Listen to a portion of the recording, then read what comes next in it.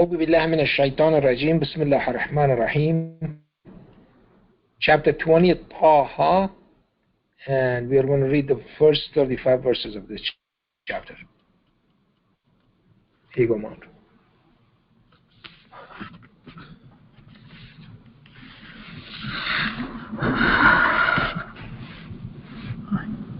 Bismillah ar-Rahman ar-Rahim.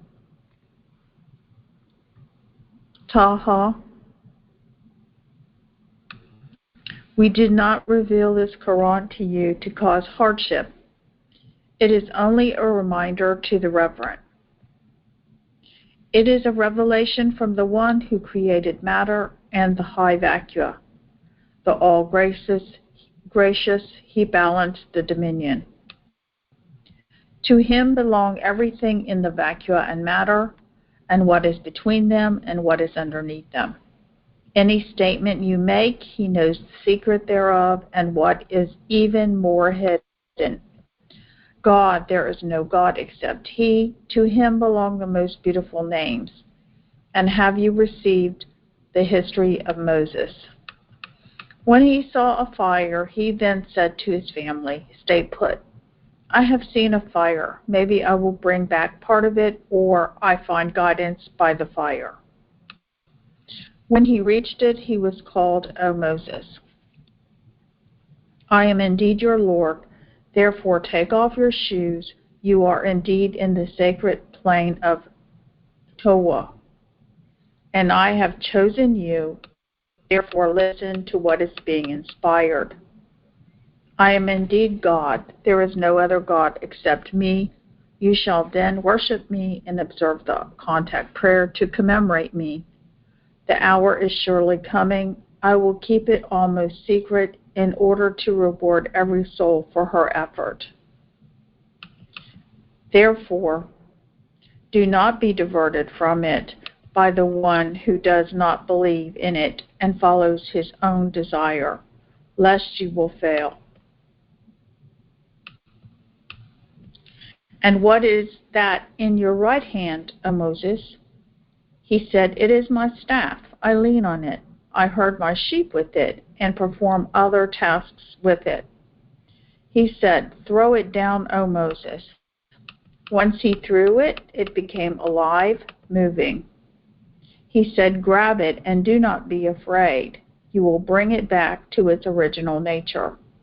And put your hand in your pocket. It will come out white without any ill." Another sign.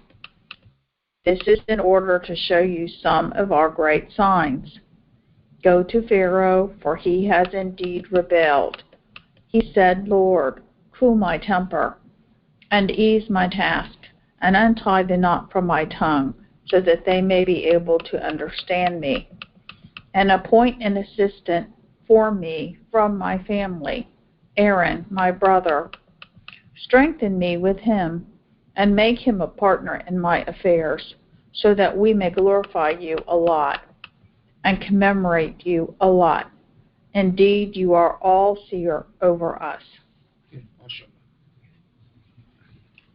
All right. So we'll stop right here. Okay.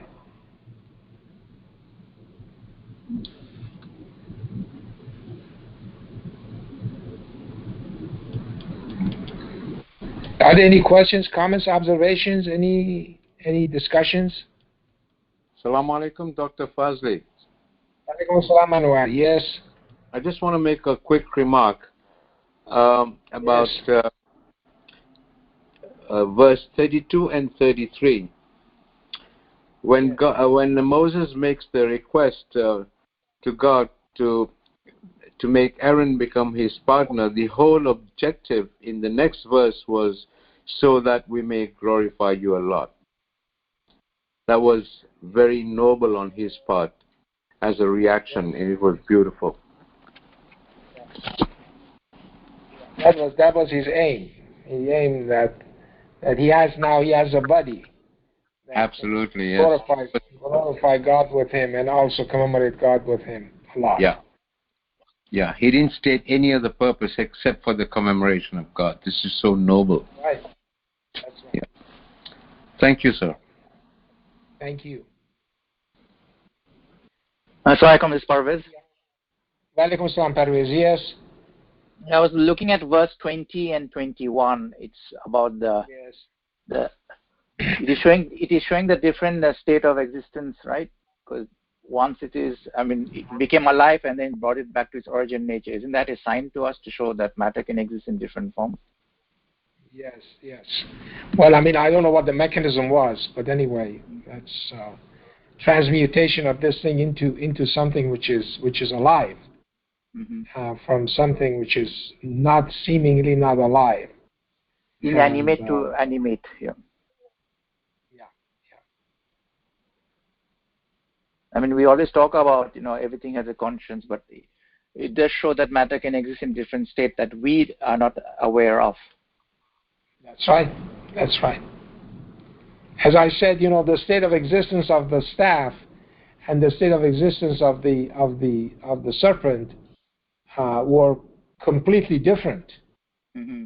But somehow God transmutes one into the other, and that transmutation is what the sign is, and that is the amazing thing that God does here. Yeah. When it was with Pharaoh, it swallowed the sign. The sign swallowed the. Yeah. That's another sign that is not shown in this one, and a lot of people overlook that, because when God says there are 9 signs that were shown to Pharaoh by Moses, a lot of people miss that the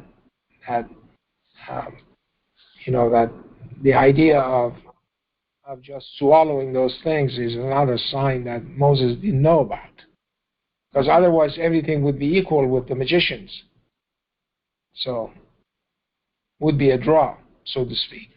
That was the ultimate sign there. Yeah, the fact that it gobbles up all of those other manufactured things that the magician, they bewitch people's eyes. That is what actually convinced the magicians that this is a lot more than just clever magic. Definitely, sir. Yeah. Thank you, sir. Thank you.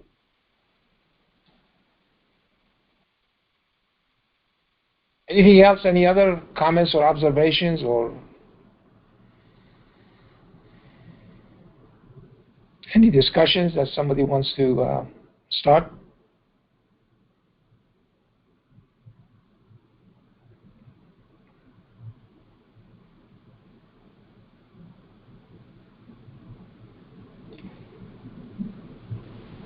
Salam, Dr. Fazely. Walaikum salam, Shakira. Yes. I was reflecting on verse 16, 1-6. Yes. Which is a huge warning and message to us. Therefore, do not be diverted from the hour, from it by the one who does not believe in it and follows his own desire, lest you fail. Yes. So basically, yep. Can you elaborate on that more? Well, no. Just God is telling Moses that there is an end time. That's what He's telling him, and He said that you have to believe in it, and that's exactly what Moses did to his people. He described the end time for them, and warned them about that it is coming, and everybody's going to meet God again. So it's the importance of the hereafter. Yes, it reminded me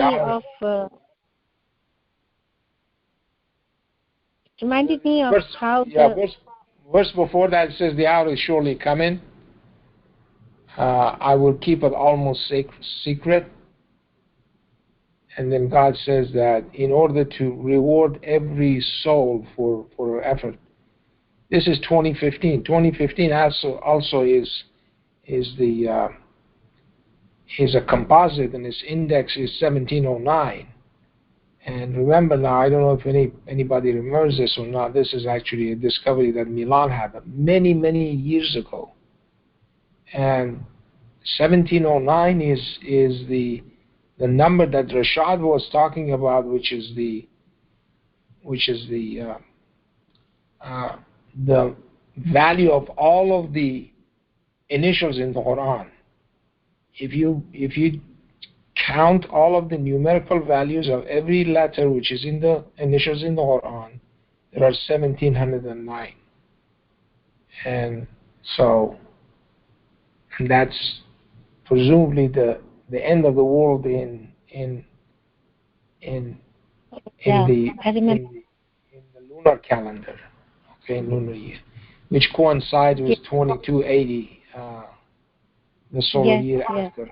Yeah. Absolutely, I remember that. Yeah. So this is the importance of this verse here, that 2015, that is actually the number of this verse.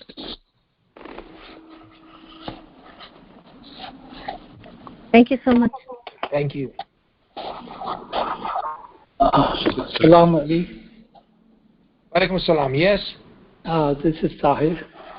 Assalamu alaikum, Tahir. Yes.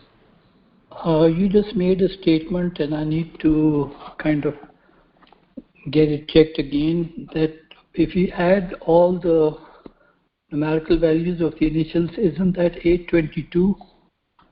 No, that is those are the surah numbers. The surah numbers.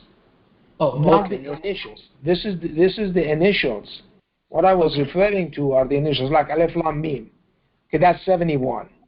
The other Alif Lam Mim is 71, so it's 142. You just go on like that, and then you count all the 29 initials, and they all have value. Every letter has a value. So you add up all those letters, that's 1709.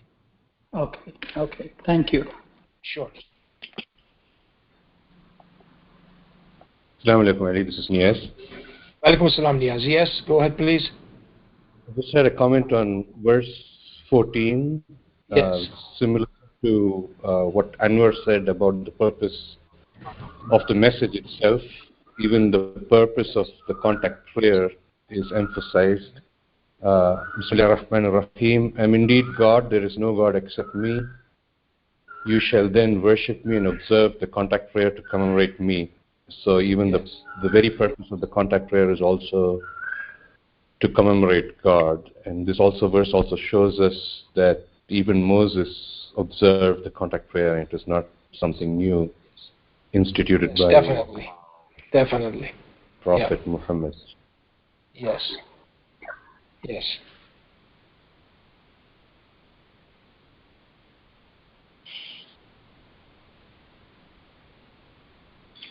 Any other comments or observations, or? Can I make another comment, Dr. Fazely? This is Anwar. Please, by all means. Yes, go ahead, please. Yes. I find the beginning of this surah, the verses 2, 3, and 4, 5, is a very clear indication by God as to the whole purpose of this Quran is not to cause hardship, and it is only a reminder to the reverent. This is very clear that it's a reminder to the reverent ones. And he specifies that it's a revelation from the one who created matter and the high vacuer, the all-gracious, he balanced the dominion. In these few verses, he exposes the whole objective of this beautiful scripture, and very clearly too, because very true.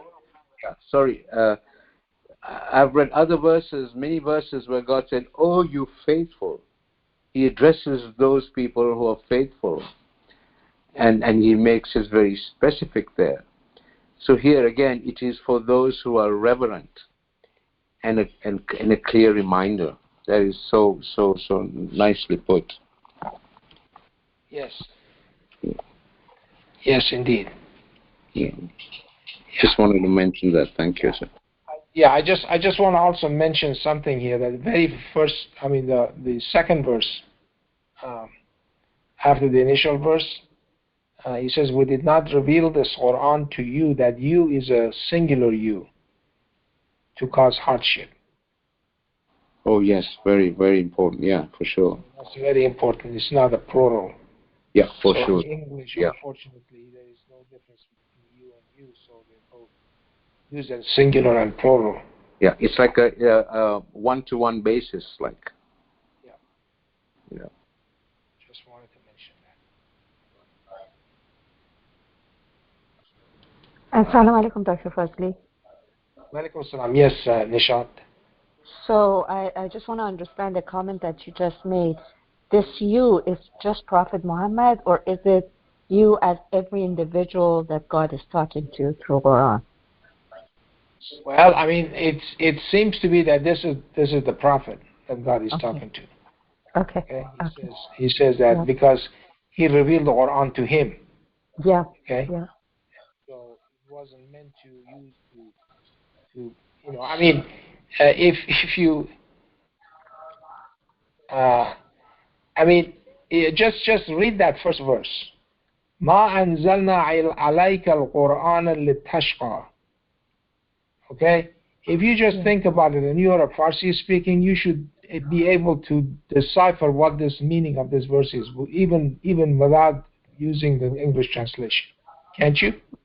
Oh, absolutely. It's just that my Arabic, I read it and I get the general, but not the, you singular versus plural. I can't distinguish that, so that's good that you mentioned. Oh, but I'm just saying the rest of it you can do it too. Yeah, See? Absolutely. Mm-hmm. Yeah, it's very simple. Yeah. It's very simple. I mean, the second one is also the third one is very simple. Okay. Mm-hmm. Yeah. The fourth one is very simple. I mean, they're all simple. Okay. Yeah. I mean, to be honest with you, as you said, I read the Arabic verse and English. The reason for it is that I want to, and because of the Farsi, it's easier for us to understand, but I don't want to rely on Arabic because I'm not an Arabic, I don't know the Arabic literature, and all those details like this, plural versus singular, makes a huge difference. So I don't want to just read and just assume that I understand it. But so this one, in your opinion, is toward Prophet Muhammad, which makes sense because when he had to bring out the Quran to that group of people, it was not an easy task. Yeah. Okay. Thank you.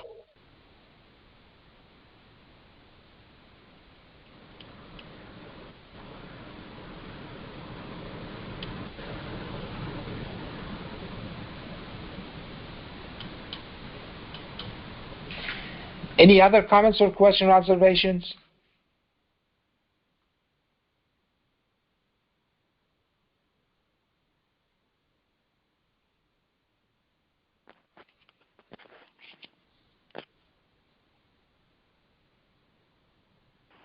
Yes, Assalamu alaikum, Dr. Fazely. David Roosevelt Island. Yes. Is it wrong to think?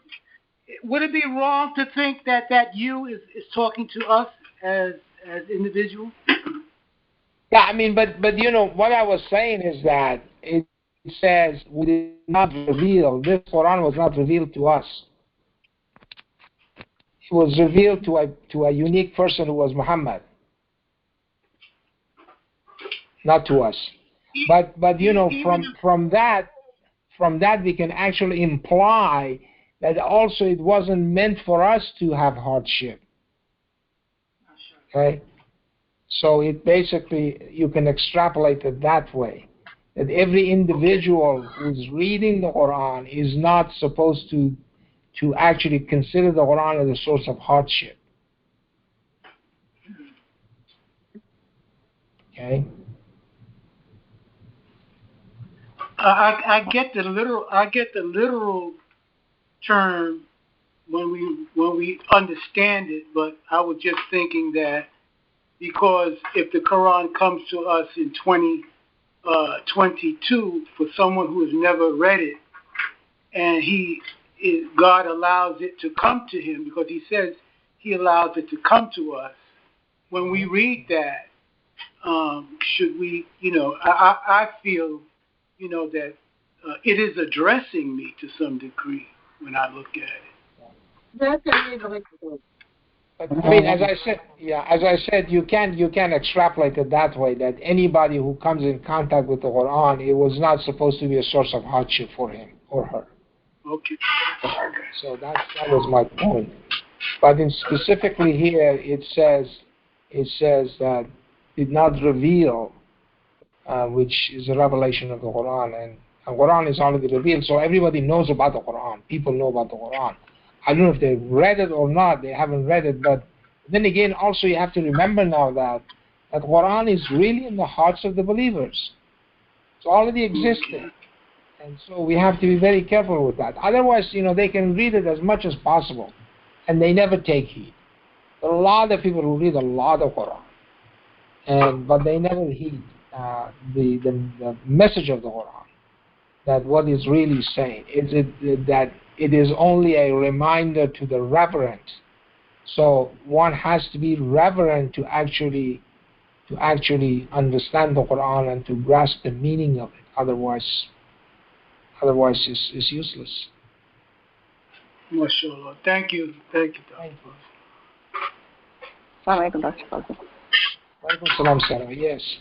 Is it possible that there's a better word to translate the word anzalna?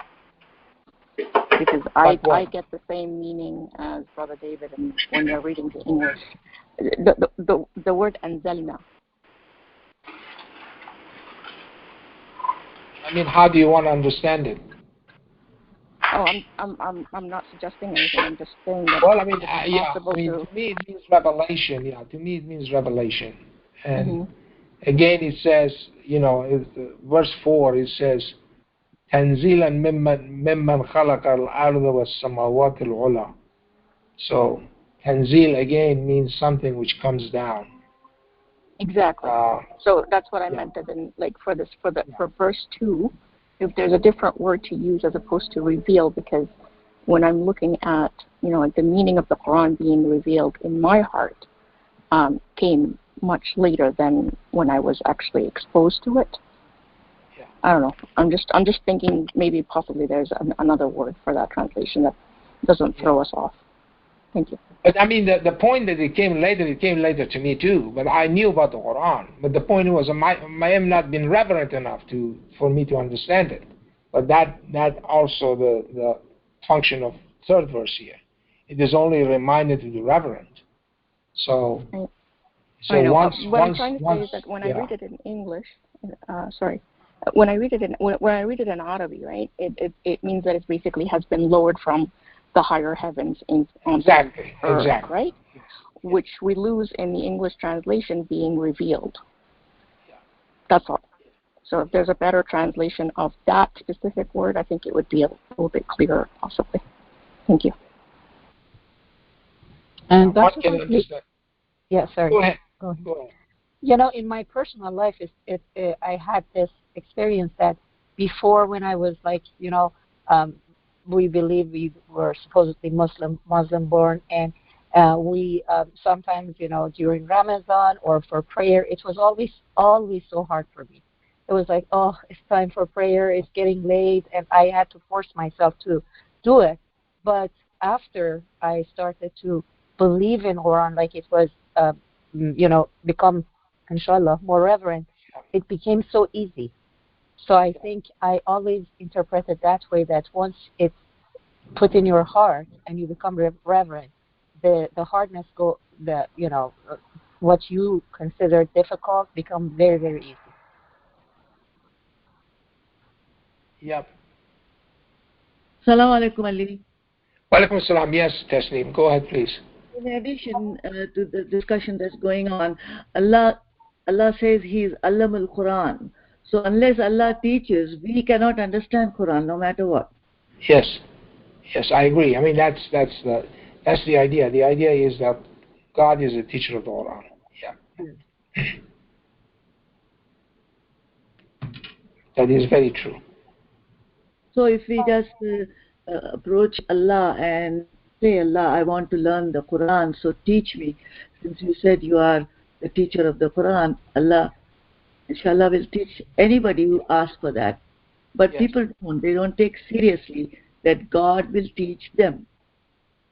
Yeah, that is very true.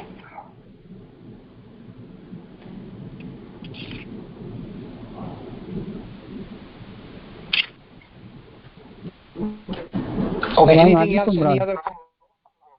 Walaikum assalam, Mahmoud. Go ahead, please. Yeah, on that same discussion where Sarah mentioned, this is singular, but in a plural form, I found 2110. We go to 2110. 2110 or 2010? 2110. That's Chapter 21, verse 10? Yeah.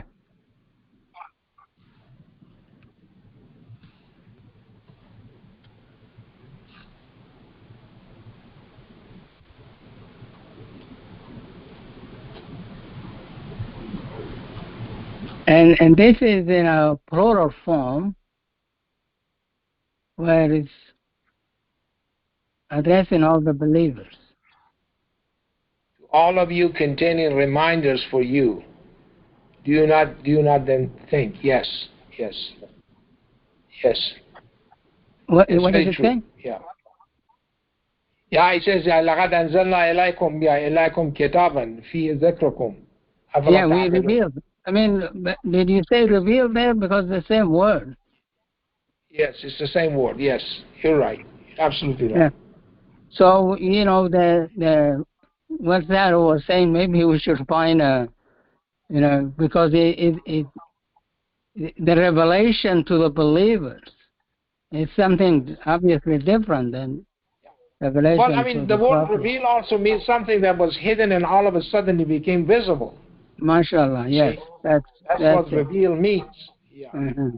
Okay, so in English, that's what it means, and that's exactly what happens. And as I said, that 2110 is a combination of those two verses, actually, verses 2 and 3, because it says that it contains the reminder for you, and that's exactly what it says, containing reminders for you.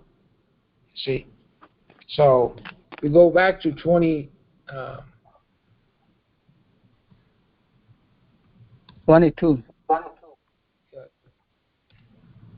See, chapter 20, verse.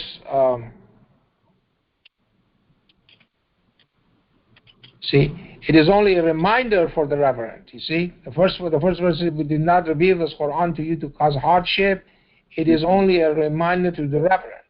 And so again, 21:10 says basically the same thing, but it's a combination of these two. And now God includes everybody with this revelation, which means that there was something hidden for you, now it's become visible to you. It's understandable. Yeah. Salam. Thank you. Salam alaikum again, Ali. Yeah, alaikum salam. Yes. 22, where it says, put your hand in your pocket and it will come out white. That is a very major sign, because for exactly. For the cells to lose their melatonin and entirely different cells to come there and lighten the color of the skin of Moses is really not that it's not that simple. It's a major thing. In fact, it can never happen, but it happens with Allah's command. Yeah. Well, I mean, it shows. First of all, it shows that there was a change in the color of the skin tone, and it tells that he also tells. He says, "Man ghayr su'in ayatan ukhra." It is not something which is a diseased cause or something like that, caused by disease. There's no ill here without any ill. Min ghayr su'in. Yeah. That's why. So another sign. Yeah. So he must have been a dark-skinned fellow. And when it comes out, it becomes two-tone. One is white and the other one is black. And so that shows to Pharaoh and his elders that you also notice that Pharaoh is not making this an issue, the color of his skin, because Pharaoh was also probably dark-skinned too. So that was not an issue there. a lot of people may not like these kind of things because Yul Brynner played Pharaoh when he wasn't dark skinned. So that's what they like to remember. They like to remember movies rather than read the scripture. No, I just wanted to point out what a great sign this is, because it just cannot happen unless Allah makes it. I mean, the whole structure, all the cells change. The cells containing melatonin, which is a pigment, are entirely different, and they're gone. Now they are cells of a white man in the hand. Very true. Very true. Yeah. Yeah, very true. That's all I wanted to say. Very true. Thank you. Thank you. Thank you.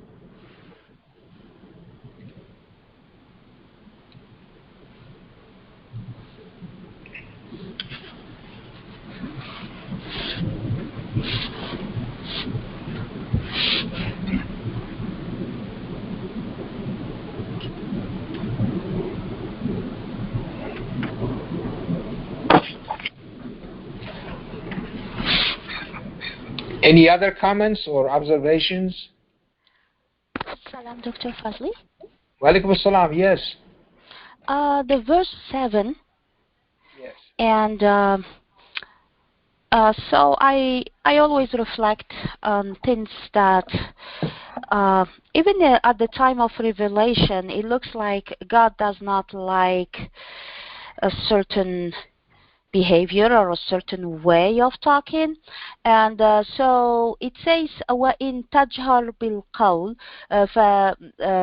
and any statement you make, he knows the secret thereof and what is even more hidden. Actually, the statement, any statement you make, any loud statement you make, because this word has been revealed in Quran 3 times. In this verse, in the verse that says, do not speak loudly to the prophet, and it's the same word, and also the verse that says when you do a salat, you pray, you stand up for salat, so you do not also la tajharu, so you do not say it loudly too. So and I think it's also reflected in the way God actually wants us to talk in general. It's to keep the voice loud. And so I wanted just to share that because it's very important in general, whatever that we discuss. And I know when we are angry, we lose it and the voice starts to rise. But I think it's one of these God's commands that really is part of the character that God describes about the prophet, that you are on a very good or strong khuluq, so character or personality, whatever, good, righteous. So I wanted just to share this, and my understanding of that verse 7 in this that we just read. So I think God doesn't like that we make any loud statement, because anyway, there is no need to say it loudly, since He knows what we utter, what we hide, what we say. So there is no difference. But I think it's part of the good character that God likes to see in us in general. Thank you. Well, thank you. I mean, that's the idea. The idea is that He knows the secrets thereof and what is even more hidden. And yeah, this is God. I mean, that's what we have been talking about. That thinking about God is going to take you away from thinking that it's not appropriate. Let's put it that way. Yeah. And And so, and God says that He knows that. He knows what you're thinking. And so He warns us about it, that it's completely transparent to Him. So That's we cannot true. hide anything from God. Yeah. Actually, I don't remember which chapter is that, but God describes some people. I mean, it shows also the level of thinking, at least in the previous generations and maybe even among us, is that sometimes people, they, in one of the verses it says they wrap themselves thinking that God does not know what they keep hidden and what is known.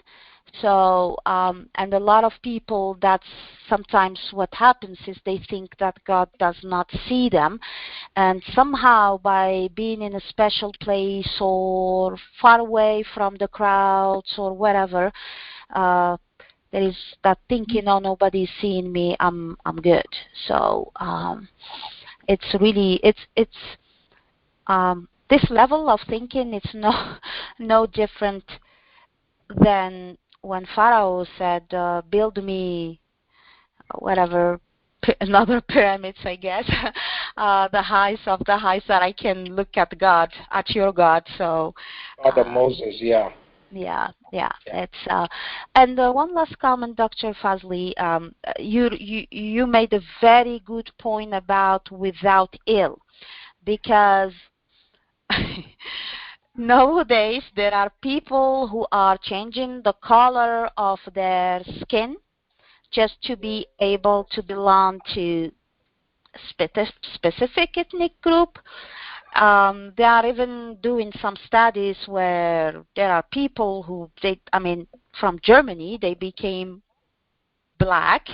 They took all kind of, I guess, hormones, God knows what it is or whatever.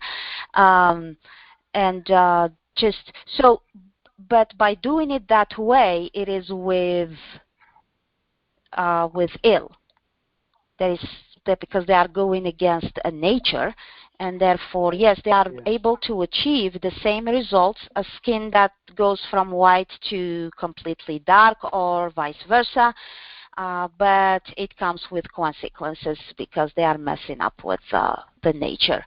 But thank you for pointing to that, because I've never thought, I've never really paid attention to that thing. Not only it's a miracle, but it's a miracle that is a healthy miracle, if I can say that. So, because it's coming from God. Well, God says here that He says that in these verses He says, and He said, okay, I'm sorry, I have to, okay. He said, put your hand in your pocket. It will come out white without any ill, another sign. Rashad has called it blemish here, without any blemish. But he said in Arabic, it says, min ghayr su'in. So that's why I took the word ill, min ghayr su'in, without ill. That's actually the same word that Job used, Masani Yasu. Exactly. That's right. It looks like it's quite a disease that has no basically treatment except God's intervention. Yes. Thank you so much. And thank you for the Friday prayer. It was really, I cried like crazy, but it was very good. Thank you, Dr. Fazely. Thank you so much. Very good, yeah. Thank you. It is true. It's always a one-on-one conversation that we have with God. And, we always think we are lost in the middle of this creation and we're nothing, and sometimes, but it is true. It's a one-on-one, and my understanding of monotheism is that one-on-one. It's only God and no nothing else. Well, also you have 100% of his attention. Correct. Can you imagine that? I mean, it's amazing. Yeah, it is. It is. Thank you. This is God who knows about a leaf falling from a tree. Okay, yeah. But you still have 100% of his, and that's amazing, absolutely amazing. Yeah. It just shows how blessed we are. Exactly. And also, because we often hear people saying, "Oh, God does not have time to deal with these things and stuff," Yeah, and exactly. it is a form of idolship and you're right about this infinite. It's not doing justice to God. No, it doesn't. Actually, I remember Ben, may he rest in peace. He used to tell me that even the infinite, it's not doing justice to God. That's a reason. So when you said it today, I had some thoughts for him. Thank you, Dr. Fazely. Thank you. Thank you. I just want to add one more thing, Ali, about what Miriam was saying. Yes. Which is, yes, people use creams and all that to bring to become a few shades lighter, which is entirely different from this instantaneous change. Yes. And it's white. So that's a whole different thing, you know. A lot of that is very true. That's very true. Yes. Whole different. That happens gradually, so the body has a chance to respond to changing color. But no such thing here. It just comes. Put your hand in your pocket, and it takes out. It becomes becomes white. So that's very amazing. I mean, I can just imagine what the cells are doing there in his hand, changing themselves into different cells. Okay, I just want to add that. But you know, we have to also consider this, that how would we react if this was us in that situation? I'm sorry, what? How would we react under those circumstances? I mean, I don't know. We didn't have to go through that thing. But if you really look at it, it looks like magic. You see? What I'm saying is that it does, but the experts understood it wasn't magic. Yes. See, that was the key. And people who were expert in this, they knew it wasn't magic. And that's what really exonerated this whole thing. And they basically turned their back to Pharaoh, which is amazing. You know, this is the guy who's going to kill him. He threatens to kill him, and you know, but in spite of all of that, once they see the truth, they cannot go on with Pharaoh's schemes. Yes. Yeah. Thank you, Ali. Thank you. Salam, Dr. Fazely. Salam, yes. In regards to verse 7 that Miriam was mentioning, another aspect of it is the whole idea of hypocrisy and your intentions, because a lot of people say things that they don't mean, but God knows what's in your heart, whether what you're saying is, you know, exactly what you mean or not, what's in your heart. And so basically you can trick people, but you can't trick God. And that for me was very profound, because it's just, as she mentioned, you know, you can physically even cover yourself and think that nobody's seeing you. But even if it's not physical covering, it's just that hypocrisy. A lot of people say things that they come across very righteous, but in reality, they're not. And so God knows what's in every person's heart. Yeah. They don't mean what they are saying. Exactly. Yeah, I know. You're right. You're absolutely right. So that's the mission of hypocrisy. That's in those loud voices that does not reveal what the hidden agenda is. And, yes. The other thing about the magicians, you know, whenever I read these verses, it just you know, you feel like with the mathematics of the Quran, and especially like all these prime numbers and so on, with the very limited knowledge of mathematics that some of us have, we still appreciate the magnificence of this whole, I don't know, system. But there might be a ton of mathematicians that you show all of these to them and it doesn't change their mind. So it goes back to that whole reverence. And if the reverence is not there, even the knowledgeable people, in quote, like scientists and stuff like that, might not see what's in front of their eyes. Yeah. Yeah. Mm-hmm. Yeah. Well, a lot of people think it's numerology. Uh-huh.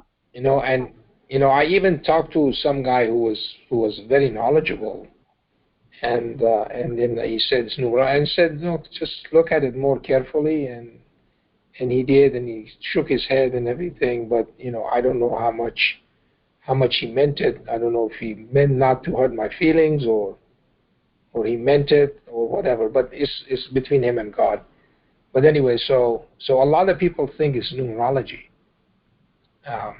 They have heard a lot of this so-called gematria stuff, which is going on in this, and what do you call that Jewish thing, that Kabbalah, and things like that. So people have that notion in their mind.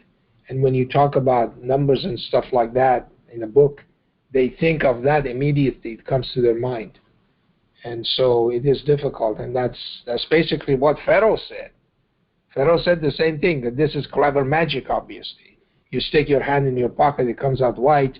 But, as Tasneem was telling us, as a medical person, that's not something which is possible, obviously. Okay?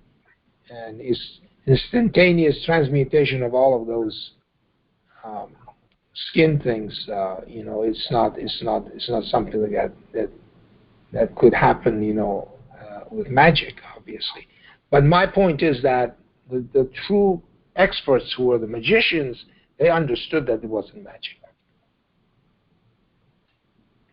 Yeah, and it comes back to the point that God knows who is sincere at heart, and no matter at what stage of life, God opens their heart and they accept. Whereas you might have all the physical knowledge and see things, but if you're not sincere or reverent, you find ways to justify it in different ways, as you mentioned with your, colleague. Yeah. Thank you. Thank you.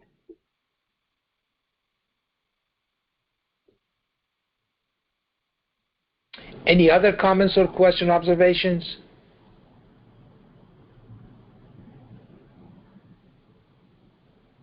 One thing I wanted to mention, I wanted to elaborate a little bit on 2014. God says, I am indeed God. إِنَّنِي أَنَا اللَّهُ لَا إِلَهَ إِلَّا أَنَا. There is no God except me. Okay, so this comes from that we have to say the same thing, La ilaha illallah. Okay, and so and then all of these are first person singular, and that is amazing in this verse.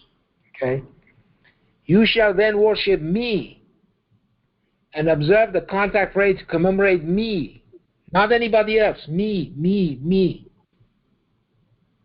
Okay, commemoration in the contact phrase is supposed to be exclusively for God alone, and so that is very clear from this verse.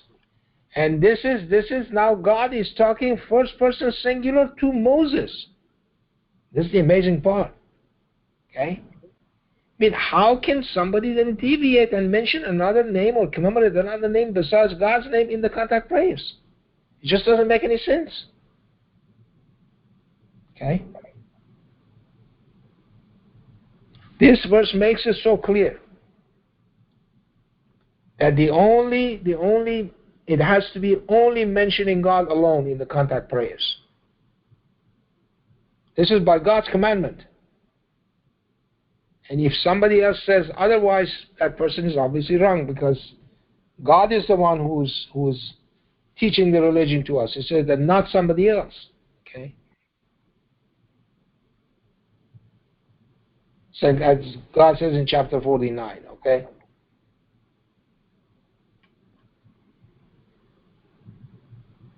So we have to be, extra careful with these things because these are key verses in the Quran that it reveals a lot of information.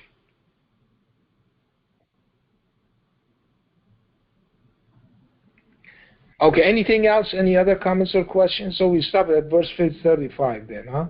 36. So we start from 36 next week, inshallah. Okay.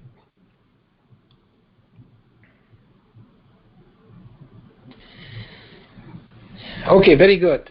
So let's do the Al-Fatiha, and we have requests for another extra.